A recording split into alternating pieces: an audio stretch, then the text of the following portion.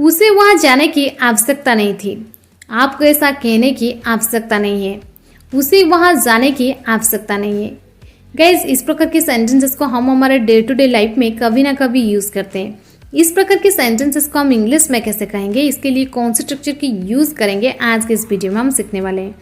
आपने नोटिस किए होंगे इन सभी सेंटेंसेस में एक चीज कॉमन है, वो है आवश्यकता नहीं है या फिर आवश्यकता नहीं थी।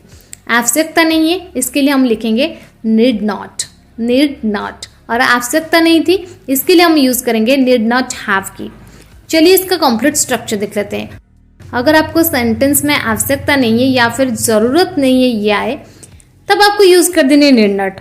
इसके लिए स्ट्रक्चर आपको लिखना पड़ेगा सब्जेक्ट, इसके बाद नीड नॉट, नीड नॉट के बाद आपका आएगा वर्ब की फर्स्ट फॉर्म, इसके बाद ऑब्जेक्ट। ओके, अगर आपके सेंटेंस में आवश्यकता नहीं थी या फिर जरूरत नहीं थी ऐसे आ रही है, तब आपको यूज कर देने नीड नॉट हैव की। अगर आपको नीड नॉट हैव की यूज करनी है तो स्ट्रक्चर कैसा रहेगा? स्ट्रक्चर इस प्रकार रहेगा। स्ट्रक्चर में पहले आपको यूज कर देनी है सब्जेक्ट, इसके बाद नीड नॉट हैव, और नीड नॉट हैव के बाद यहाँ पर आपको यूज कर देनी है वर्ब की थर्ड फॉर्म, यानी मेन वर्ब जो आएगा वो थर्ड फॉर्म में आएगा, इसके बाद ऑब्जेक्ट। चलिए कुछ एग्जाम्पल्स लेते हैं ताकि आपको ये स्ट्रक्चर और बेसिक क्लियर हो जाए। आपको खेलने की आवश्यकता नहीं है। You need not play, you need not play. आपको वहां जाने की आवश्यकता नहीं है।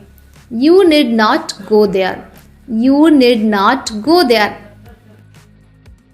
आपको ऐसा कहने की आवश्यकता नहीं है। यू नीड नॉट से सो, यू नीड नॉट से सो। आपको यहां बैठने की आवश्यकता नहीं है। You need not sit here, you need not sit here. तुम्हें ऐसा करने की जरूरत नहीं थी। You need not have done so, you need not have done so. उसे छत से कूदने की आवश्यकता नहीं थी। He need not have jumped from the roof, he need not have jumped from the roof.